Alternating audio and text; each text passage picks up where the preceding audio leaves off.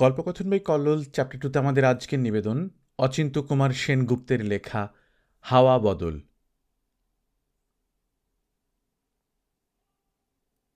দোতলায় সিঁড়ি ছাড়িয়েও একটা লাইন উঠেছে। সেই লাইনের ঠিক মাথায় 1 নম্বর কৃষ্ণলাল দাঁড়িয়ে। এর বেশি আর এগোনো যাবে না। নিজেই একটা দাঁড়ি টানল, তীক্ষ্ণ লক্ষ্য রাখল কেউ সিট ছেড়ে ওঠে কিনা। উঠলে টুক করে বসে পড়বে। লাইনে 1 নম্বর হয়ে দাঁড়ানো ভাগ্যের কথা, কিন্তু বসতে পেলে কেউ সহজে উঠতে চায় না।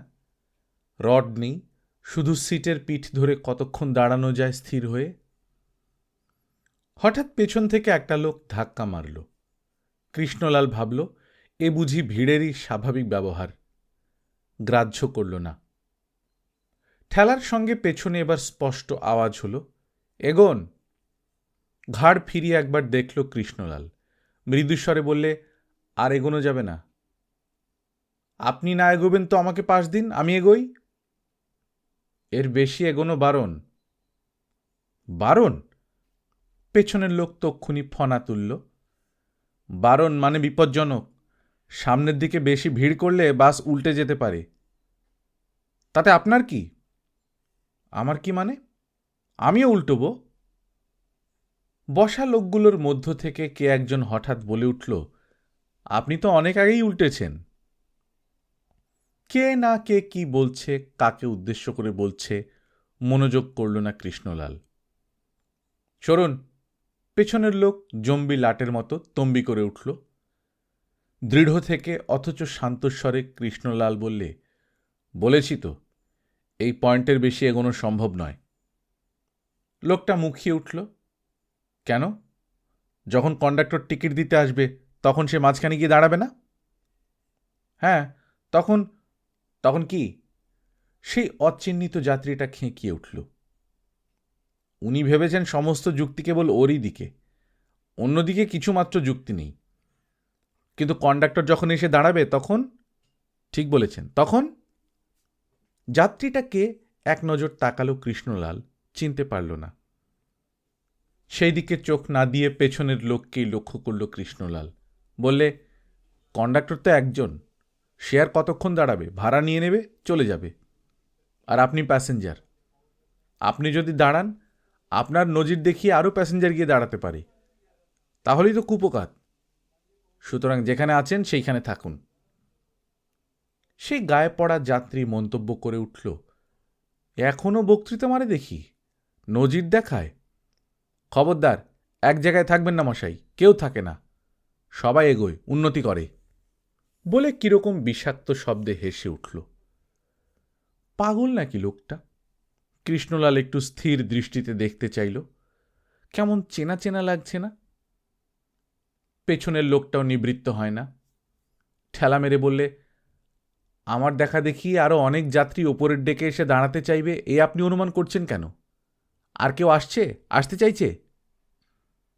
আসতে চাইলে ঠেকাবেন কি করে? একটা প্রিন্সিপাল তো মানতে হবে। শুধু নজির নয়, প্রিন্সিপাল দেখায়, কুলের বার হয়ে যাবার পরেও শাস্ত্র আওড়ায়। এবার কৃষ্ণলাল একটু সূক্ষ্ম করে তাকালো। সেই নীলফামারীর অনঙ্গমোহন না? হ্যাঁ, সেই তো, ঠিক সেই। মনে পড়ছে, তার কোর্টের আমলা ছিল। আদালত সংক্রান্ত কি একটা জঘন্য ব্যাপারে তার বিরুদ্ধে প্রসিডিং হয়। ঘোরতর শাস্তি হতে পারত, শুধু নিচের পোস্টে নামিয়ে দিয়েই রেহাই দেওয়া হলো। চাকরিটা যে গেল না তার জন্যে কৃতজ্ঞতা নেই, নামিয়ে যে দেওয়া হয়েছে এটাই তার কাছে নিদারুণ অবিচার। সে তো কত যুগ আগের কথা। সে রামও নেই, রাবণও নেই, আর সোনার লঙ্কা তো কবে পুড়ে ঝুরে শেষ হয়ে গিয়েছে। পেছনের লোক আবার ঠেলা মারল। সঙ্গে এই ব্যাগটা আছে বলে আপনাকে সরে যেতে বলছি, দাঁড়াতে অসুবিধে হচ্ছে। এমনি শুধু হাতেই লোকে উঠতে পারে না, আপনার আবার ব্যাগ? ব্যাগ নিয়ে ওঠে কে? সেই বসা লোকটা আবার তোড়ে উঠল তার সিট থেকে। ব্যাগ নিয়ে ওঠা যাবে না এ কথা কোথায় আছে? ব্যাগ নিয়ে কোনো কথা হয় সে কন্ডাক্টর কইবে। উনি কে? বেশ করেছেন ব্যাগ নিয়ে উঠেছেন। সত্যি অসুবিধে হচ্ছে। পেছনের লোকে আবার ঠেলা মারল। অসুবিধে হচ্ছে, এগিয়ে গিয়ে দাঁড়ালে কি সুরাহা হবে প্রশ্ন তুলতে পারত কৃষ্ণলাল। কিন্তু যেহেতু লোকটার সুর একটু মৃদু হয়েছে, কৃষ্ণলালও নরম হল। বললে, আপনার যখন অসুবিধে হচ্ছে তখন আমি আপনাকে এগোতে দিতে পারি, কিন্তু এক শর্তে। কি? সমস্ত বাস প্রায় একসঙ্গে কৃষ্ণলালের দিকে তাকাল। সিট খালি হলে আমি প্রথমে গিয়ে বসব। কোন আইনে? সেই বসা লোক আবার হুমকে উঠল। আচ্ছা, ওই লোকটা কি তবে বাগেরহাটের যজ্ঞেশ্বর, যে আস্ত একটা 10 টাকার নোট খেয়ে ফেলে দেখিয়ে দিয়েছিল কাকে বলে ঘুষ খাওয়া? কৃষ্ণলাল সেদিকে দৃকপাত করল না। বললে, আমি সকলের আগে উঠেছি, লাইনে আমি 1 নম্বর, সুতরাং খালি সিটে আমারই প্রথম অধিকার। অধিকার? শুনুন, দুর্ভিক্ষের দেশে অধিকার। একটা বাসে 1 জাহাজ লোক উঠেছে, তাতে কিনা প্রায়োরিটি। দ্বিতীয়ত আমি বৃদ্ধ। কৃষ্ণলাল জোর দিয়ে বলল, শুনুন, ব্যাগ নিয়ে বাসে ওঠা যদি অপরাধ হয় তাহলে বৃদ্ধত্ব নিয়ে ওঠা অপরাধ। কেন, গাড়ি কোথায় গেল? সেই আদিকালের বদ্যিবুড়ো লজ্জর যেটা ছিল? কৃষ্ণলাল এবার অনঙ্গমোহন না যজ্ঞেশ্বরের দিকে না তাকিয়ে পারল না। বলল, আচ্ছা, আপনাকে তো আমি কিছু বলছি না, আপনি তৃতীয় পক্ষ। পক্ষ? শুনুন, এখানেও পক্ষ দোষ, মিসজয়েন্ডার অফ পার্টিস।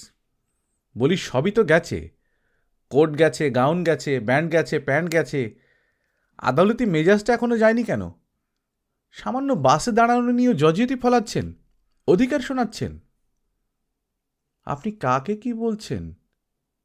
কৃষ্ণলাল আকাশ পড়ার মতো মুখ করল। ঠিক লোককেই বলছি। আপনার ভুল হয়েছে। ভুল কেন হবে? আপনি সেই জজ কেষ্টলাল না? নিষ্প্রভ মুখে কৃষ্ণলাল উদাসীনের মতো হাসল। কাকে যে কি বলেন তার ঠিক নেই, আমি কেষ্টবিষ্টু কেউ নই। তা তো নয়, তবে ডিস্ট্রিক্টে যখন ছিলেন ভাব দেখাতেন যেন হাতে মাথা কাটতে পারেন। কেন, আমাকে চিনতে পারছেন না? বাহ, আপনাকে কি করে চিনব? খুব চিনবেন। আমি সেই রাজশাহীর কপিল ভাদুড়ি, যাকে ইনসাবঅর্ডিনেশনের জন্য ডিমোট করে দিয়েছিলেন। কে, মনে পড়ে? মুখের ওপর কথা বলেছিলাম, উত্তর দিয়েছিলাম, এই তো অপরাধ। তার জন্য লোকে বড়জোর 5 টাকা ফাইন করে, নিচের পোস্টে কে নামিয়ে দেয়। কি জঘন্য ভিন্ডিকটিভ আপনি! আপনার আগাগোড়াই ভুল হচ্ছে, কৃষ্ণলাল প্রশান্ত স্বরে বললে। কিন্তু এখন আপনি কি করতে পারেন? ইনসাবঅর্ডিনেশন, অবাধ্যতা। এখন আপনাকে 2টো বুড়ো আঙুল দেখালেও কিছু করতে পারবেন না। দেখুন, আমি তো আপনার সঙ্গে কোনো বচসা করিনি। অদ্ভুত ঠান্ডা গলায় কৃষ্ণলাল বললে, আপনি কেন লাগছেন? 100 বার লাগব। সমস্ত বাসযাত্রীর পক্ষ থেকে বলবো, নিজেও এগোবেন না, অন্যকেও এগোতে দেবেন না। এই সাংঘাতিক অবিচার। আপনি আবার আইন দেখান, প্রিন্সিপাল দেখান। রিটায়ার করেছেন, বনে চলে যান। কে পৌঁছে আপনার আইন? আইনের ব্যাখ্যা করে 2 পৃষ্ঠা রায় লিখে দিন না, ঠোঙার কাগজের দরেও বিকোবে না। বাসের আর সব লোক কেউ শুনছে, কেউ হাসছে, কেউ মজা দেখছে।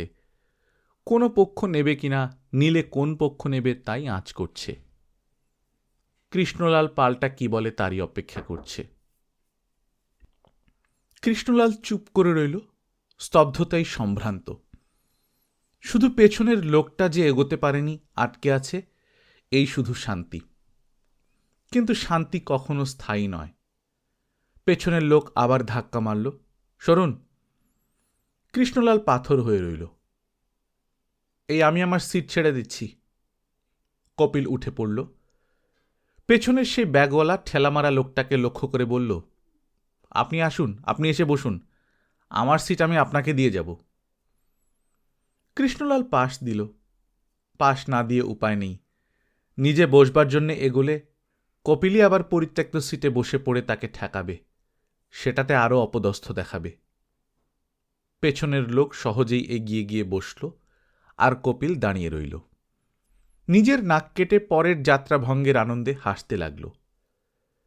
কি, এটা ইনসাবঅর্ডিনেশন হলো? কিন্তু আজ আর কি করতে পারেন আপনি? আছে কোনো ক্ষমতা?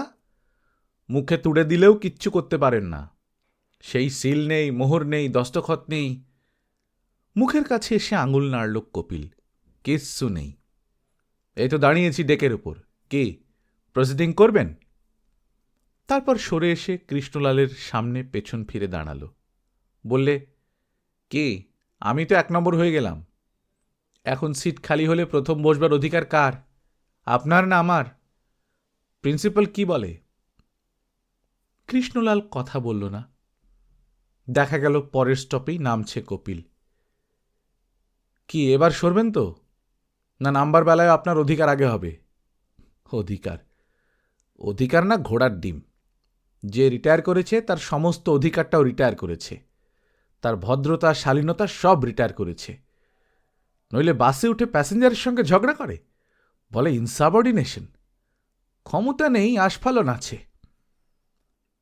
পিছু পিছু কৃষ্ণলালও নেমে পড়েছে বাস থেকে। তারও স্টপেজ বুঝি এখানে। নামতে নামতে চশমাটা খুলে নিয়ে পকেটে পুরেছে। আর নেমে পড়েই কপিলের গলার কাছেরকার জামার খানিকটা বাঁ হাতে মুঠ করে চেপে ধরে ডান হাতে তার মুখে প্রবল ঘুষি মেরে বসল। বললে, আমার সব গেছে।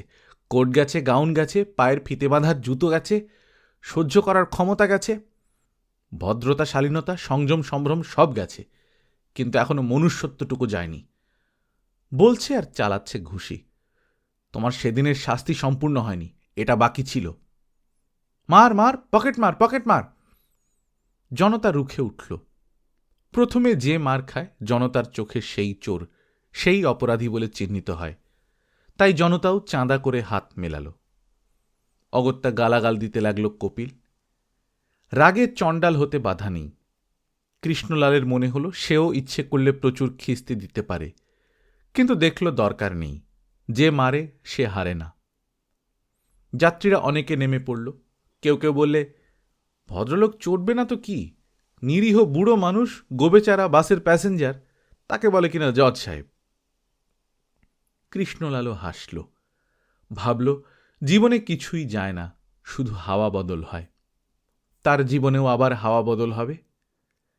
আদালতের শালু দিয়ে মোড়া এজলাসেই এতদিন বসে এসেছে। এবার জানবে কাকে বলে আসামি হয়ে কাঠগড়ায় দাঁড়ানো।